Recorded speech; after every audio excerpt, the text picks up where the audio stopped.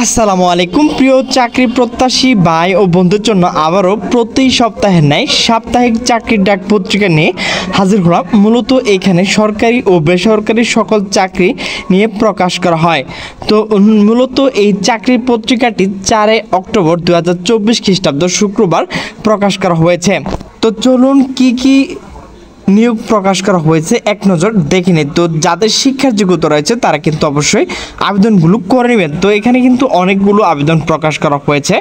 তো প্রথমে রয়েছে বাংলাদেশ পুলিশ কনস্টেবল, তো পদের সংখ্যা হচ্ছে 4200 জন। এরপর রয়েছে বিমান বাংলাদেশ এয়ারলাইন্স, পদের সংখ্যা হচ্ছে 55 জন। এরপর হচ্ছে সিভিল সার্জন দিনাজপুর, এখানে লোক নেওয়া হবে 154 জন। এরপর রয়েছে রপ্তানি প্রক্রিয়াকরণ এলাকা কর্তৃপক্ষ, তো পদের সংখ্যা হচ্ছে 48 জন। এরপর হচ্ছে চিফ জুডিশিয়াল ম্যাজিস্ট্রেট কক্সবাজার, পদের সংখ্যা হচ্ছে 29 জন। এরপর হচ্ছে বাংলাদেশ নির্বাচন কমিশন, এখানে কিন্তু লোক নেওয়া হবে 369 জন। তো এরপর রয়েছে বিএফ শাহিন কলেজ কুর্মিটোলা, তো পদের সংখ্যা হচ্ছে 19 জন। এরপর হচ্ছে সুনামগঞ্জ পৌরসভা কার্যালয়, এখানে লোক নেওয়া হবে 8 জন। এরপর হচ্ছে কুর্মিটোলা জেনারেল হাসপাতাল, এখানে লোক নেওয়া হবে 85 জন। এরপর হচ্ছে সাময়িক চিকিৎসা সার্ভিস মহা অধিদপ্তর, তো পদের সংখ্যা হচ্ছে 40 জন। MA হাশেম ইয়াতুন্নেসা ফাউন্ডেশন, এখানে পদের সংখ্যা হচ্ছে 28 জন। এরপর হচ্ছে কুল্ড পাওয়ার জেনারেল, তো পদের সংখ্যা হচ্ছে 3 জন। এরপর হচ্ছে Ispahani public school and college, পদের সংখ্যা হচ্ছে 10 জন।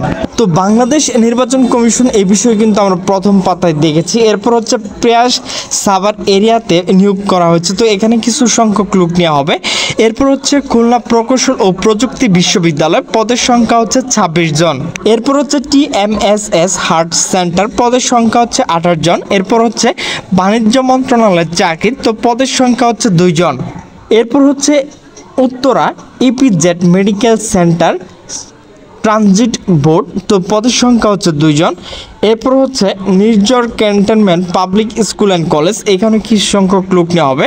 এরপর হচ্ছে Bangladesh data centre and digital recovery site, তো এখানে লোক নেওয়া হবে 2 জন। তো এরপর হচ্ছে পাওয়ার গ্রিড বাংলাদেশ APLC, এখানে লোকজন নেওয়া হবে। পাবনা বিজ্ঞান প্রযুক্তি বিশ্ববিদ্যালয়, এখানে 2 জন লোক নেওয়া হবে। মেঘনা গ্রুপ অফ ইন্ডাস্ট্রিজ লিমিটেড, এখানে কিন্তু কয়েকজন লোক নেওয়া হবে। এরপর হচ্ছে আবুল খায়ের যে কোম্পানি রয়েছে, এখানে কিছু লোক নেওয়া হবে। এরপর হচ্ছে বাংলাদেশ কৃষি গবেষণা কাউন্সিল, তো এখানে কিন্তু 18 জন লোক নেওয়া হবে। তো ভিউয়ার্স, আমার ভিডিওটি যদি ভালো লাগে তাহলে অবশ্যই লাইক কমেন্ট শেয়ার করবেন।